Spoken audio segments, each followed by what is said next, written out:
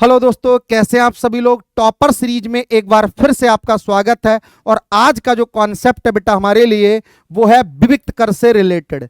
और इस सीरीज में जो कॉन्सेप्ट आपको पढ़ाए जाते हैं उनसे रिलेटेड आपके बोर्ड के पेपर में हर हाल में और हर बार क्वेश्चन पूछे जाते हैं। तो 2025 बोर्ड परीक्षा के लिए बहुत इंपॉर्टेंट है। तो इस वीडियो को आप लोग अंत तक जरूर देखें, जिससे आपके आपके पेपर में कम से कम 3-4 नंबर पक्के हो जाएंगे। तो समझने का प्रयास करते हैं क्या क्या होता है विविक्त कर से रिलेटेड। ठीक है, देखिए सबसे पहले एक समीकरण लिखी होती है a x square plus b x plus c बराबर 0। अगर कोई समीकरण है तो सबसे पहले हम उसकी इससे तुलना कर लेते हैं और small a small b small c का मान पता कर लेते हैं। जैसे समीकरण कैसे होगी, 3x square plus 7x minus 9 बराबर 0। तो इसकी तुलना किससे कर लेंगे, a x square plus b x plus c बराबर 0 से तुलना कर लेंगे। Small a small b small c का मान निकाल लेंगे। उसके बाद बेटा हमसे पूछा गया विविक्त कर। क्या पूछा गया है, विविक्त कर। विविक्त कर को बेटा हम लोग डी से रिप्रेजेंट करते हैं। किससे रिप्रेजेंट करते हैं, तो हम कहेंगे सर डी से रिप्रेजेंट करते हैं। और जो डी का मान निकल कर आता है वो बी स्क्वायर माइनस 4ac। ये फार्मूला आपको पता होना चाहिए।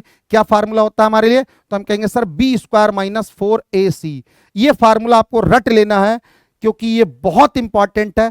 कई बार हमारे पेपर में क्या कहेगा कि वो एक समीकरण दे देगा, उससे सिर्फ ये कहेगा कि आप विविक्त कर ज्ञात कीजिए। तो पहले हम लोग इससे तुलना करेंगे, small a small b small c का मान निकालेंगे। उसके बाद विविक्त कर निकालने के लिए डी के बराबर में इसमें रख देंगे, यानी बी स्क्वायर माइनस 4ac में रख देंगे और हमें विविक्त कर का मान मिल जाएगा। ऐसे क्वेश्चन आपके पेपर में ऑब्जेक्टिव में भी पूछा जाता है और विस्तृत उत्तरीय यानी 1 नंबर या 2 नंबर वाले क्वेश्चन में भी इससे रिलेटेड क्वेश्चन पूछे जाते हैं। इसके बाद आता है मेन कहानी बेटा। हमसे मेन बात पूछी जाती है मूलों की प्रकृति। क्या पूछा जाता है, मूलों की प्रकृति। और मूलों की प्रकृति कैसे कैलकुलेट करते हैं, उसके लिए बेटा सबसे पहले हमें डी निकालना होता है। हमें किसका मान निकालना होता है, विविक्त कर डी का मान निकालना होता है। और मूलों की प्रकृति में पहला पॉइंट आता है, अगर डी का मान 0 दे रखा है, यानी विविक्त कर का मान अगर 0 आ गया तो जो मूल होंगे वो कैसे होते हैं वो समझते हैं। तो इस केस में जो मूल होते हैं वास्तविक होते हैं और समान होते हैं।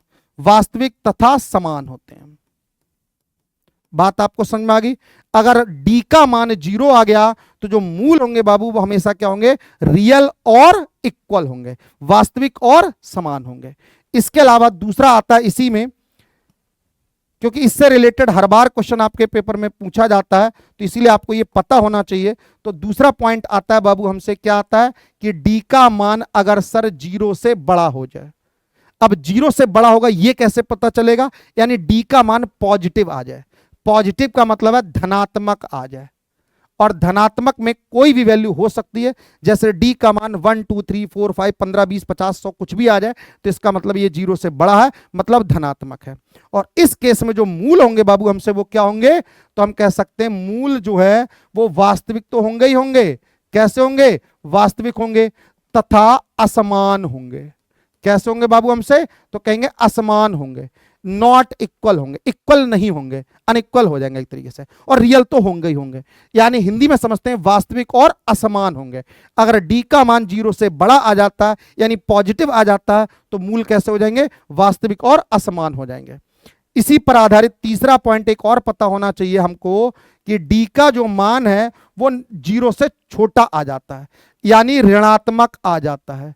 अगर डी यानी विविक्त कर का मान माइनस में आता है, जैसे -1 -15 -5 -18 -3 ऐसे करके आ जाता है, माइनस का साइन अगर लगा है तो इसका मतलब है डी का मान 0 से छोटा होगा। और इस केस में जो मूल होते हैं हमारे लिए वो मूल कैसे होते हैं, काल्पनिक होते हैं, इमेजिनरी रूट्स होते हैं। कैसे होते हैं, काल्पनिक होते हैं। और ये हमारे सिलेबस में जनरली बहुत कम मिलेंगे ऐसे क्वेश्चंस। तो मूल कैसे हो जाएंगे, काल्पनिक हो जाएंगे। तो तीनों बातें क्लियर होगी। तो इस पर आधारित आपके पेपर में 4 कॉन्सेप्ट यानी 4 क्वेश्चन पूछे जा सकते हैं। कौन कॉन्सेप्ट समझने का स्टार्ट करते हैं दोबारा से। सबसे पहली बात हमसे पूछेगा कि आप विविक्त कर ज्ञात कीजिए। कैसे ज्ञात करेंगे, सुनना। कोई भी समीकरण आपकी गिवन है उसकी सबसे पहले a x square plus b x plus c से तुलना कर देंगे। किससे तुलना करेंगे, a x square plus b x plus c बराबर 0 से तुलना करेंगे और small a small b small c का मान निकाल लेंगे। बात क्लियर है, ठीक है।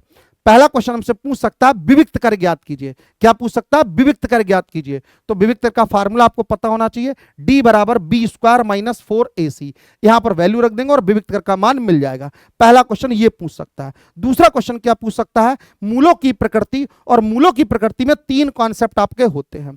पहला कॉन्सेप्ट आता है अगर d का मान 0 है, यानी विविक्त कर का मान 0 है, तो मूल वास्तविक और समान होंगे। तो क्वेश्चन उल्टा भी पूछ लेता है और सीधा ही पूछ लेता है कि मूलों की प्रकृति ज्ञात कीजिए। अगर d का मान 0 आ गया तो मूलों की प्रकृति में क्या लिखेंगे? मूल वास्तविक और समान लिखेंगे। कई बार पूछ लेगा कि मूल समान हैं, तब किसी का मान पूछ लेगा, k दे देगा, स्मॉल a दे देगा, p दे देगा, तो उसका मान बताना होगा। बात क्लियर है? ठीक है। इसी प्रकार से d का मान अगर 0 से बड़ा हो जाता है, पॉजिटिव वैल्यू आती है, तो मूल कैसे हो जाते हैं? वास्तविक और असमान हो जाते हैं। और d का मान निगेटिव यानी 0 से छोटा आ जाता है, तो इसके मूल कैसे रहते हैं? काल्पनिक रहते हैं। तो ये हमारे लिए कॉन्सेप्ट था आज का, जो आपको अच्छे से समझ में आया होगा। तो उम्मीद करता हूं ये सारी बातें आपको समझ में आई हैं। अगर आपको ये सारी कहानी समझ में आई है तो इस वीडियो को लाइक करें, चैनल को ज्वाइन करें और अपने दोस्तों के साथ में जरूर शेयर करें। क्लियर? ठीक है। तो इन्हीं अच्छी बातों के साथ आज हम आपसे विदा लेते हैं। कल फिर मिलेंगे एक नए कॉन्सेप्ट के साथ में। तब तक के लिए टाटा और बाय बाय। Thank you.